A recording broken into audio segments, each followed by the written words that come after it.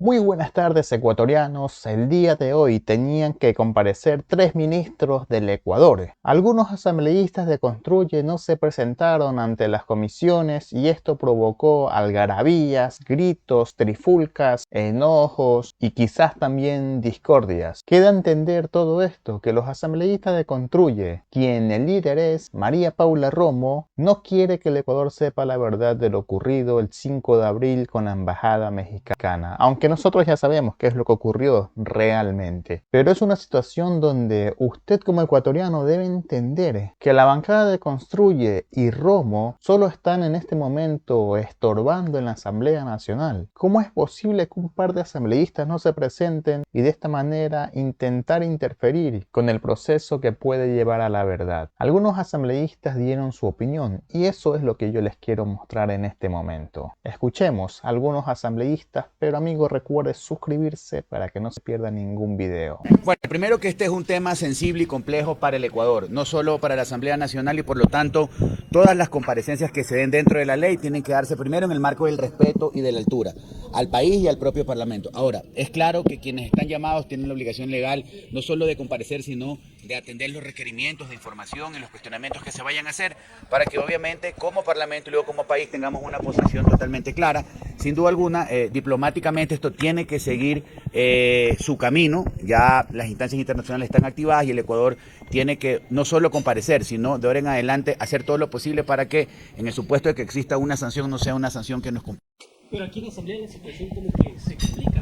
Bueno, es un tema que tiene que ser tratado con madurez y desde el marco de la ley. No lo podemos politizar, más allá de las diferencias que existen y los actores limitados. Primero, una comparecencia no se puede volver un circo, un espectáculo, ni un cruce de acusaciones por respeto al país en un primer momento y por lo sensible de la situación. Pero pasó. Bueno, lamentablemente pasó y yo creo que primero debe existir coordinación en cuanto a agendas para que se den las comparecencias en todas las comisiones, es claro. Tanto la Comisión de Fiscalización como la Comisión de Relaciones Internacionales tienen la competencia por la naturaleza del tema para poder llamar a funcionarios que han sido llamados a comparecer y para que se den las explicaciones necesarias. Bueno, esto definitivamente ahonda ya la fractura que tenía el acuerdo que tenían ustedes con el ADN y también con el partido de gobierno. Esto que se evidenció hoy definitivamente rompe todo aquello. A ver, y lo hemos dicho, el país está primero y el trabajo legislativo que tiene que ser un resultado en beneficio de los ciudadanos, desde la bancada de la CES va a ser el mismo. La temática de trabajo en la CES y aliados sigue siendo la misma. Hay una agenda legislativa que hay que honrarla y hay que cumplirla. No podemos permitir que las diferencias políticas entorpezcan el correcto trabajo del Parlamento, ni tampoco que esto se vuelva a convertir en un circo, porque precisamente eso es lo que el Ecuador no quiere que se repita. Lo dijimos desde el primer día de inicio de sesiones o de este periodo legislativo. Más allá de la solución en problemas de seguridad y trabajo, el Ecuador demanda a este Parlamento gobernabilidad y tenemos la obligación y la responsabilidad de dar gobernabilidad. Que van a existir diferencias sin duda y tenemos que saberlas procesar con altura y con respeto. En esa línea se viene una nueva mayoría legislador con ADN y Construye o mayoría móvil. Bueno, más allá de una nueva mayoría, aquí lo importante es que cuando se toquen temas que van a beneficiar al ciudadano, pues tienen que estar los votos y aquí cada quien se tendrá que hacer responsable si va a hacer oposición o no. Más allá de ser oposición o ser proposición, aquí lo importante es analizar de ahora en adelante los temas que se van a discutir. Este es un parlamento que tiene 137 integrantes. Para la aprobación de leyes, en su gran mayoría se necesitan 70 votos y de hecho en la práctica ha pasado. Hay leyes que fueron aprobadas sin la votación del correísmo, otras que fueron aprobadas sin la votación de N, otras sin la votación del Partido Social Cristiano y por lo tanto yo no creo que eso tendría que complicar o sujetar o condicionar el resultado de la agenda legislativa. ¿Ustedes información y en la investigación sobre el caso de la embajada a México, señor asambleísta? Definitivamente, no solo transparencia, sino respeto, porque eso es lo que merece el país. ¿Ustedes apoyarían un juicio político para los tres ministros? Bueno, nosotros necesitamos que se generen no solo las explicaciones, necesarias. Quienes hayan decidido presentar juicios políticos, pues obviamente tendrán que formular una acusación y cuando tengamos los textos tendremos que validar y tendremos que tomar una decisión en el momento oportuno. Reitero, nosotros hacemos llamado primero para que esto se resuelva al interior de la Asamblea o se maneje con respeto y con altura. Pero Segundo, en primera instancia como que ustedes ya apoyan lo actuado por el gobierno de alguna forma. bueno, nosotros hemos sido absolutamente claros. Aquí ambas partes, y vamos al tema de fondo. Tanto el gobierno de México como el gobierno de Ecuador cometieron errores. El gobierno de México en la forma en la que trató a el ciudadano Blas, con como huésped, luego otorgó un asilo y ahí hay obviamente contradicción con lo que dice el derecho internacional público, el Tratado de Caracas, en función de la forma de otorgar por el delito. Se puede otorgar hacia delitos políticos. Hicimos un comunicado y lo expresamos. Ahora, la forma en la que se ingresó a la embajada, sin duda alguna, no tiene presentación y seamos claros, esto va a traer una repercusión a nivel internacional. Y tenemos que ser muy responsables porque somos pueblos hermanos con México. De este conflicto. Segundo, nuestras relaciones comerciales no solo con México, sino también con todos los grupos internacionales de los cuales somos parte, porque estamos hablando de comercio multilateral también. Esos hechos no necesitan un juicio político. A ver, la norma es absolutamente clara. Hay un procesamiento político cuando existe responsabilidad. Y reitero, nosotros en este momento vamos a esperar que se presenten las acusaciones, que se fundamenten los argumentos para tomar una decisión. Creemos que lo primordial ahora no solo es que el Ecuador pueda intentar salir bien librado de esta crisis diplomática, es que el menor tiempo posible vamos a restablecer relaciones con México. Ahora, asambleístas, estas contienen su postura interna. ¿Qué le correspondería a la Asamblea en el caso, por ejemplo, de que respetemos espacio? A ver, tenemos que ser claros. Sobre la consulta popular, la posición de la CES y aliados es votar por el sí. ¿Y por qué votamos por el sí? Porque ya hay coincidencias con tres temas fundamentales que los hemos defendido siempre. Primero, mano dura en contra de la delincuencia. Totalmente necesaria la presencia de las Fuerzas Armadas de manera complementaria junto a la policía en la calle. Nosotros creemos que para que en este país haya trabajo, haya consumo, haya pago de impuestos, necesitamos atraer inversión. Y si no le damos seguridad jurídica a los inversores, no va a haber. Y también estamos a favor de la contratación por obra. ¿Qué le correspondería a la comisión en el caso de reformar en el caso de tu paso? Bueno, vamos a una segunda parte. En el supuesto de que el sí gane en la mayoría de las consultas, eso va sin duda alguna a tener un impacto en el trabajo de la Asamblea Nacional en los siguientes 190 o 120 días. ¿Y por qué? Porque de las 11 preguntas tenemos preguntas de plebiscito, es decir, que se preguntan conceptos que luego tienen que ser adecuados a la legislación con reformas. Entonces habrá que reformar el Código Orgánico Integral Penal, la Ley de Armas, la Ley de Fuerzas Armadas. Si la contratación por horas es aprobada, vamos a tener que también regular en debida forma el Código de Trabajo para que no se atropellen derechos y para que esto no sea una preocupación, porque lo que se busca es un concepto que genere nuevas plazas de trabajo. Hay puntos que están en la consulta que esté tratando la Asamblea y que pueda hacer más rápido, por ejemplo... Bueno, a ver, las reformas, en este momento la Asamblea está tramitando una reforma a la Ley de Armas, está tramitando una reforma a la legislación penal, está tramitando una reforma laboral, sobre todo el contrato a plazo fijo, en temas coincidentes con la consulta. Creo que esto va a permitir que se procesen en menor tiempo, si el ciudadano dice sí, esas discusiones tanto al interior de cada una de estas comisiones como en el Pleno. Muchísimas gracias. A ustedes, buenos días.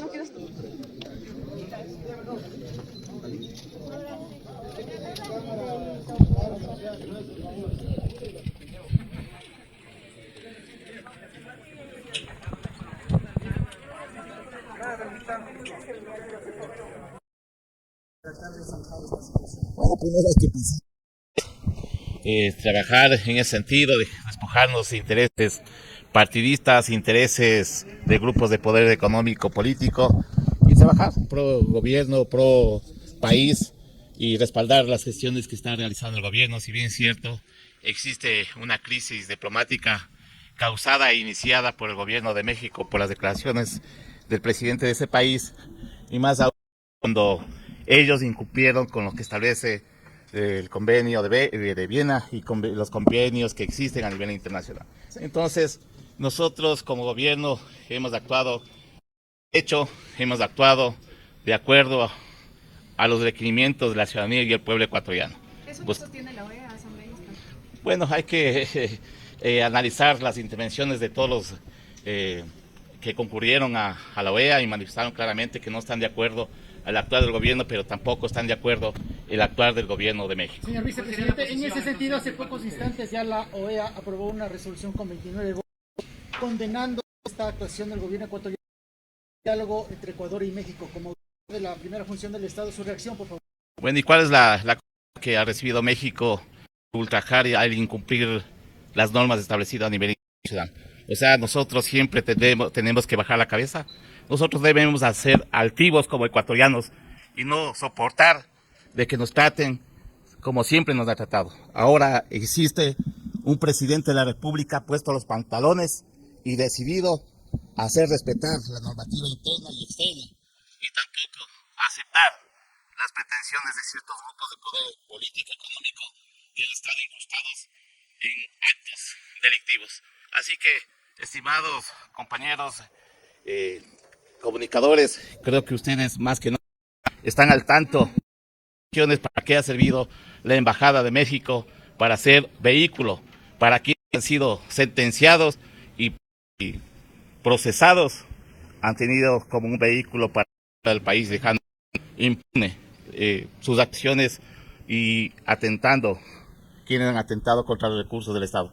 Así que estamos firmes en las decisiones y la firmeza del presidente de la República está ahí firme, pero siempre va a estar vigilante para atender las necesidades y requerimientos del pueblo ecuatoriano. Asambleísta, la ministra de Gobierno y del Interior que está compareciendo hoy ha señalado de que en el pacto con RNC no incluía la impunidad.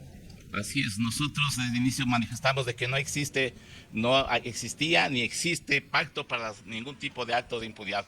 Y ustedes son fieles testigos, como el pueblo ecuatoriano, la actuación del gobierno en conjunto con la señora fiscal. Y seguiremos trabajando en ese sentido porque es hora de que se ponga alto a los actos que se han dado en despilfarrar los recursos del Estado y beneficiándose ciertos grupos que todos los conocemos, que por más de 15 años al país le han llevado al caos que estamos viviendo, y ese caos lo está combatiendo el gobierno, buscando la seguridad, y a través de la seguridad estamos buscando la reactivación del aparato productivo.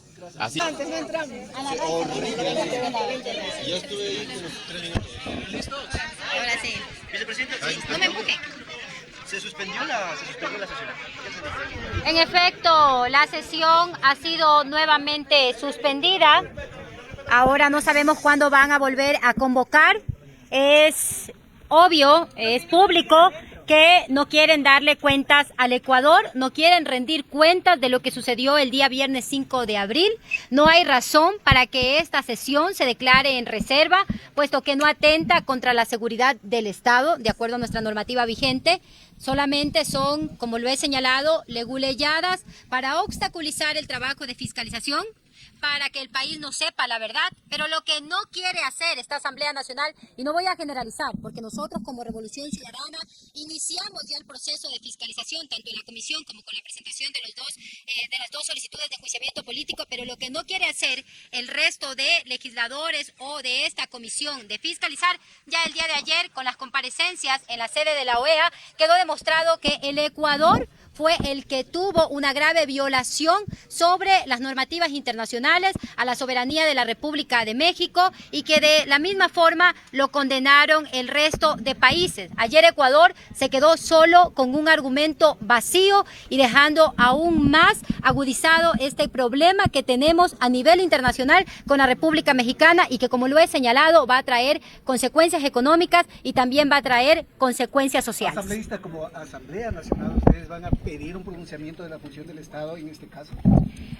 Esta función del Estado debió pronunciarse el mismo día que sucedieron estos hechos.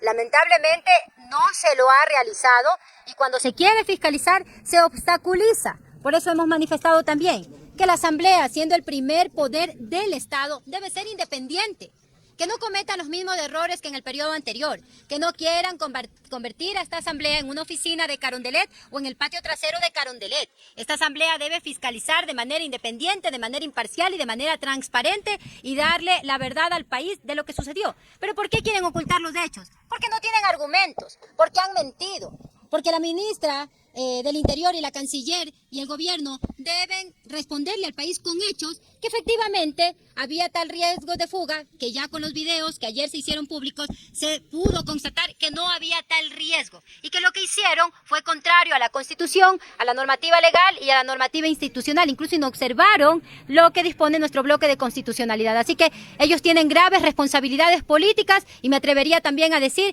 que tienen graves responsabilidades legales en la vía jurisdiccional también. ¿No pensaba abandonar la embajada entonces? De ninguna forma.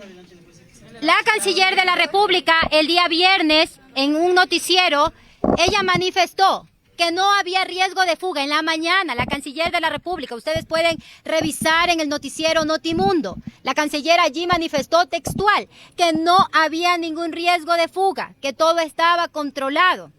En la tarde lo que hicieron fue una violación a la soberanía de México, inobservaron la ley y procedieron conforme ya es de conocimiento público. Incluso decían que el ex vicepresidente Jorge Glass estaba en un auto diplomático, que ya estaba listo para fugarse. Pero con los videos de ayer, no solamente el país, sino también el mundo entero, se dio cuenta que el ex vicepresidente Jorge Glass estaba dentro de su habitación y que lo sacaron de una manera abrupta. Fue golpeado, fue vejado. Pero además también, vamos más allá de lo que sucedió.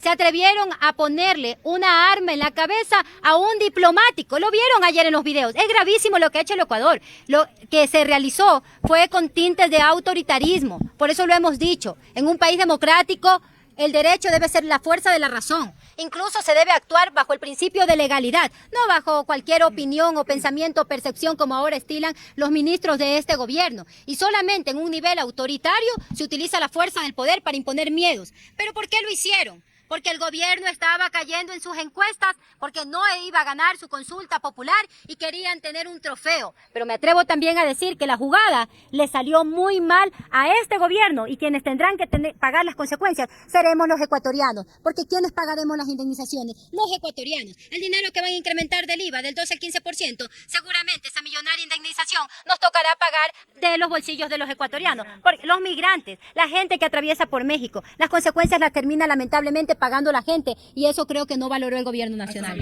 Su reacción frente a la resolución de la OEA que ya condenó enérgicamente lo hecho por el gobierno de Noboa? Lo he manifestado, es una reacción contundente, rechazando lo que el Ecuador ha hecho, porque el Ecuador ha hecho, ni siquiera lo hizo dictaduras como las de Pinochet, como las de Vilela, que incluso en esas dictaduras respetaban las sedes diplomáticas y la normativa internacional. Entonces, nuestra reacción ha sido desde un inicio, que no vamos a ser cómplices de un gobierno autoritario, de un gobierno que irrespeta, de un gobierno que no protege a su población y que tampoco respeta los tratados internacionales. Asambleísta, pero tampoco se debe dejar pasar por algo que Jorge Glass aparentemente ese beneficio que tuvo bien cuestionado, ya que él tenía que enfrentar procesos legales. Usted ha leído la Convención de Caracas, es el Estado asilante el que tiene la facultad de determinar si procede o no el asilo político y de determinar la naturaleza del delito, y es así que la República Mexicana estableció bajo su facultad que Jorge Glass es un perseguido político en este país. Gracias. De momento eso ha sido todo. En cuanto tenga más información yo la estaré subiendo. Recuerde suscribirse y compartir este video. Saludos.